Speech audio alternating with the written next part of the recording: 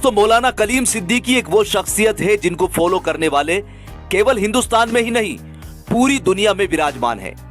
मौलाना कलीम साहब के बारे में कहा जाता है कि वो एक ऐसी शख्सियत है जिनके आचरण से प्रभावित होकर लोग इस्लाम धर्म को अपनाते हैं, जिसकी संविधान इजाजत देता है।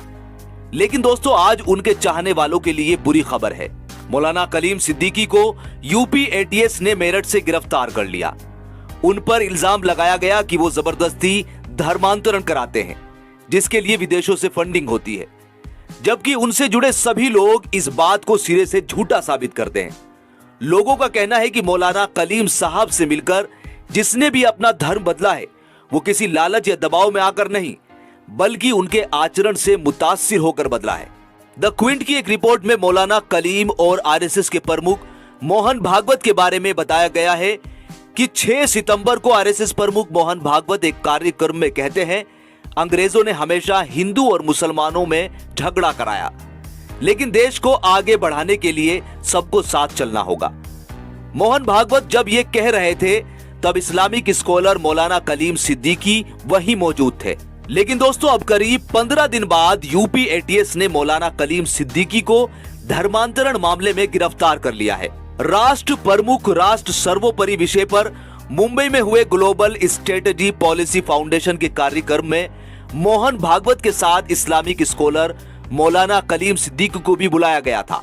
मौलाना कलीम सिद्दीकी पर पुलिस ने हवाला के जरिए अवैध धर्मांतरण के लिए फंडिंग जुटाने का भी आरोप लगाया है।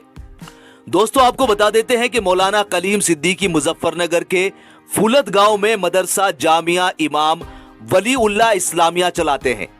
मदरसे से जुड़े हाफिज इदरीस बताते हैं कि साल 1986 से मौलाना कलीम इस मदरसे की देखरेख कर रहे हैं। हाफिज इदरीस बताते हैं कि मौलाना के मदरसे हिंदुस्तान के लोगों के चंदे पर चलते हैं। साथ ही मदरसे को एटीजी मंजूरी है, जिस वजह से यहाँ चंदा देने वाले टैक्स पर छूट का भी प्रावधान है। मीडिया रिपोर्ट्स के मुताबिक Maulana Kaleem Siddiqui global peace centre के अध्यक्ष भी हैं। हाफिज इदरीस कहते हैं कि अवैध धर्मांतरण की बात सरासर झूठी है। मौलाना की बात और उनकी सोच लोगों को पसंद आती है। कोई धर्म बदलता है तो वो अपनी मर्जी से बदलता है।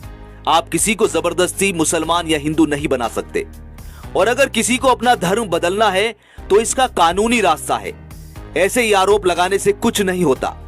पुलिस कुछ भी साबित नहीं कर पाएगी, क्योंकि उन्होंने कुछ भी गलत नहीं किया है। वहीं दूसरी ओर यूपी पुलिस के ADG law and order Prashant Kumar के मुताबिक कहा गया है कि जांच में तथ्य प्रकाश में आए कि मौलाना कलीम सिद्दीकी अवैध धर्मांतरण के कार्य में लिप्त हैं और विभिन्न प्रकार की शैक्षणिक, सामाजिक, धार्मिक संस्थाओं की आड़ में यह देशव्यापी स्तर पर किया जा रहा है, जिसके लिए विदेशों से भारी फंडिंग प्राप्त की जा रही है। इसी के साथ हाफिज इदरीस यह भी बताते हैं कि 18 अगस्त को आरएसएस प्रमुख के चचेरे भाई और ग्लोबल स्ट्रेटेजी पॉलिसी फाउंडेशन के अध्यक्ष आनंद भागवत ने फुलत मदरसा पहुंचकर मौलाना कलीम सिद्दीकी को कार्यक्रम में आमंत्रित किया था, और इस कार्यक्रम के लगभग 15 दिन बाद मौलाना कलीम को गिरफ्तार कर लिया गया। इस पूरे मामले पर अब लोग खुलकर बोल रहे हैं कि यह एक साजिश है जिसको बीजेपी के द्वारा संयोजित किया गया है।